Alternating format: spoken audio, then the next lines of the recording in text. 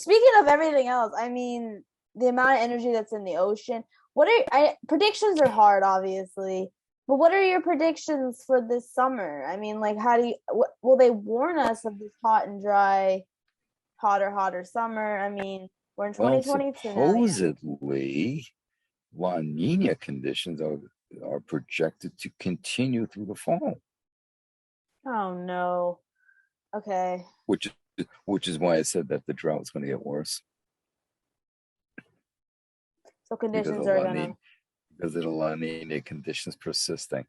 But La Nina means cooler conditions. It's difficult to say. We got to look at what is the PDO doing? What's the IPO doing? Where is the ITCV located? And what is the AMO doing? All these things are all teleconnected. And it's just you right now, if the La Nina conditions persist, that keeps things a little cooler. But when it transitions to El Nino, which is projected to, and El Nino will be in place by next year at some point, that all of a sudden that heat energy, because now it gets more readily bubble up to the surface, shall we say, poof, right into the atmosphere.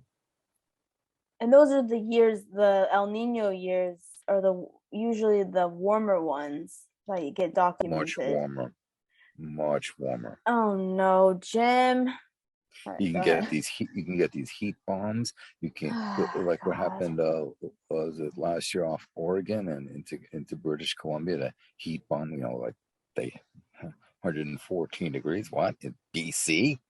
They were getting that stuff. The whole town burned down. All that kind of crap. So yeah, you're gonna get these. You could potentially get these heat bombs. We shall see. Oh my God. It's just like. I know it's So hard year to year, but like the overall trend, the macro level, everything's overall getting trend. seriously. I understand, like, yeah, but it still goes up and up and up. I mean, even if it's going Yeah, up. I'm seeing projections that it's going to be pretty hot in some places in the US. Now, I've seen some projections that maybe it will be cool in like the UK or whatever. It depends what the hell the jet stream is doing.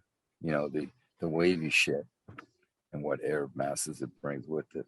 I've got a video coming out where I explain the meridional jet streams and how it will influence whether you got a high or a low pressure system, how things pinch off of it, and how this then starts tracking. As it's going like this, up and down, it's also tracking west to east, and that's why you get these crazy swings. And then along Wow. with the precipitation events, the dry events, the cold events, the hot event, etc., etc.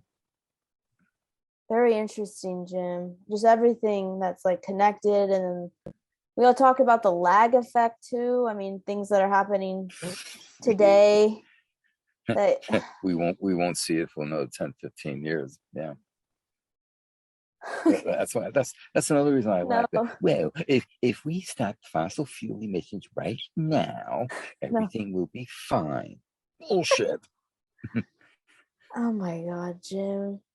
It's People say this shit because they don't understand physics, or if they do, they're ignoring it because their paycheck depends on it. Right, and that's oh my God. There was another thing I want. There's a few things I wanted to bring up with you. What did I have? Okay, CO2 levels again are at their highest levels. It was 420, now it's 421. Still, that's still a lot, keeps going up. It's not going down. What else? But I still think the CO2 equivalence level is a better measurement, and that's where you take into account NO2, methane, uh, you know, was it carbohexafluoride, CF6. You take Okay. into account these other chemicals, and then you calculate an equivalence, and then depending on who you look at, we're either at 580 parts per million or 680 parts per million. But Oh, so when okay. you Yeah, I fact remember this. Yeah, go ahead. so when you factor in the methane and nitrous oxide, etc., this the warming effect is actually higher. Oh no. Okay, I do remember this though. Okay. Well, there's okay. The less conservative. No, I'm sorry. The more conservative is 421, but taking into everything account what you just said is it could be up to 680 parts per Yeah, but million. 421 is just the CO2 level. The CO2 Okay. equivalent is everything rolled together, and they try to standardize into the same units. But it makes sense, right? Yeah. Yeah. What? Which, by the Damn. way, Go was ahead. the reason why the Mars probe crashed on Mars, because one group of scientists was working in Newton meters, another group of scientists working in foot pounds, and no one bothered to ask the other, "What units are you using?" So, Oh so it was a, no. so there was a calibration error when that thing whipped it off. It was doomed from the start.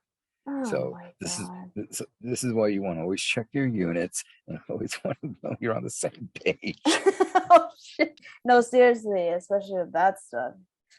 Oh my god, the amount of money they pour into these things and resources, and it just blows up.